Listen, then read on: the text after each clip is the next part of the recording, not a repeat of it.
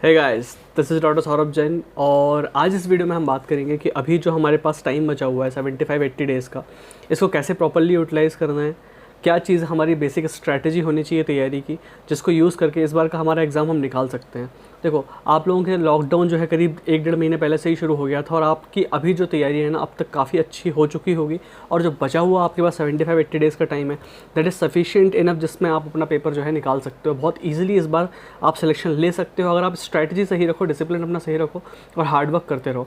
ठीक है, देखो, सबसे पहली चीज़ जो आपको करनी वो ये है कि किसी भी नए क्रैश कोर्स में, किसी भी नए कोर्स को ज्वाइन करने की ज़रूरत नहीं है अगर ऑलरेडी आपने एक बार कोचिंग की हुई है और आपका ऑलरेडी कोर्स किया हुआ है तो।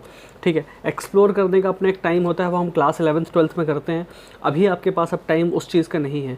अभी आपको सिर्फ़ और सिर्फ अपने सेल्फ स्टडी पर ध्यान देना है। जो कोर्स आपका ऑलरेडी हो गया है, जहाँ कहीं से भी आपने किया हुआ है, आपका अगर ढंग से किया हुआ है, सिर्फ़ और सिर्फ अपने क्वेश्चन प्रैक्टिस पर फोकस करो। ठीक है, नई चीज़ों के पीछे मत जाओ, आपको कुछ भी उतना कुछ नया सीखने नहीं मिलेगा, आपका टाइम ज़्यादा बर्बाद होगा। सेकंड चीज़, बुक्स नई यूज़ नहीं करनी है। जहाँ से किया था, जैसे किया था अभी तक, वहीं से करना है।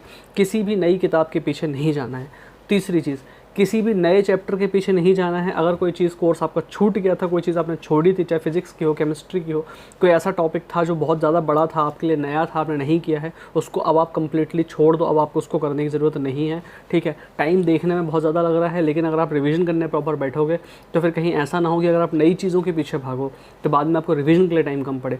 इसलिए अपना मेन फोकस पूरा अपना रिवीजन पर ही रखना, नई चीज़ों के पीछे मत जाना। That is sufficient enough for your selection. अब देखो, अपन सब्जेक्ट वाइज बात करते हैं।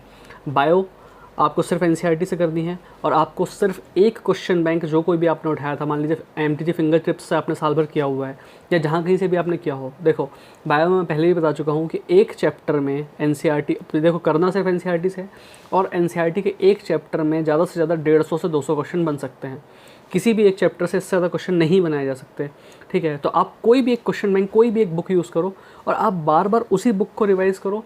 आप थ्योरी रिवाइज़ करते हो, अगर आपको लगता है कि थ्योरी से आप बोर हो रहे हो तो आप सिर्फ क्वेश्चन बैंक करो दोबारा। अगर क्वेश्चन बैंक आपसे बन रहा है, सॉल्व हो रहा है आपसे, तो इसका मतलब है कि आपका थ्योरी कंप्लीटेड है।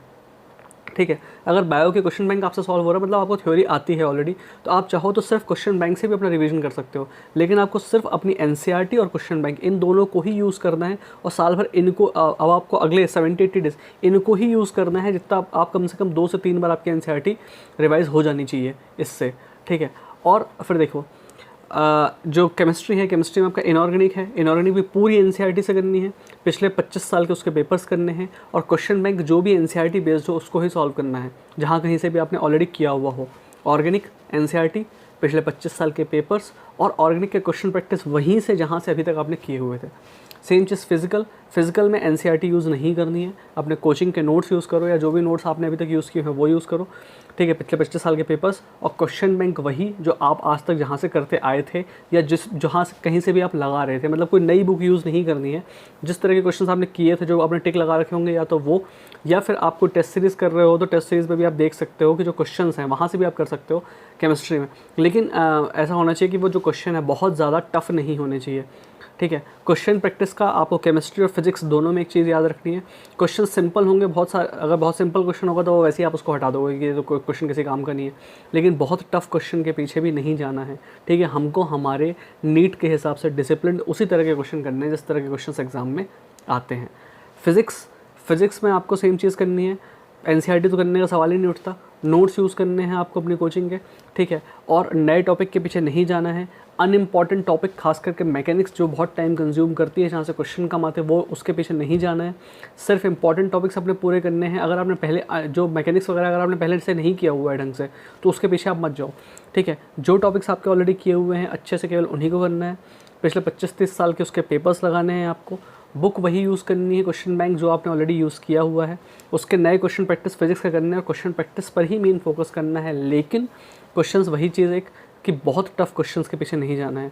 कोई भी क्वेश्चन बहुत टफ आता हो, चाहे केमिस्ट्री में हो चाहे फिजिक्स में हो, 2 बार ज़्यादा से ज़्यादा आप सॉल्व करोगे उसको।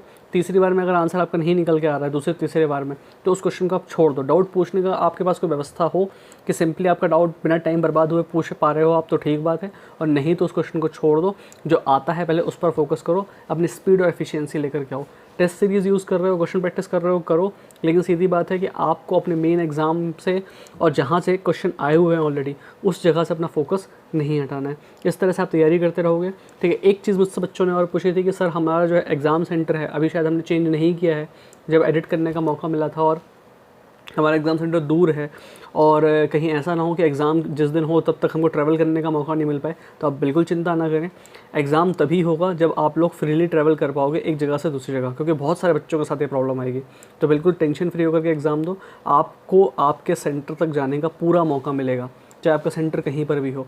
जब एग्ज़ाम तभी होगा जब लॉकडाउन पूरी तरह से खुल चुका होगा और लोग फ्रीली ट्रैवल कर पा रहे होंगे। तो उम्मीद करता हूँ कि आज आपको कुछ नया सीखने मिला होगा। Thank you.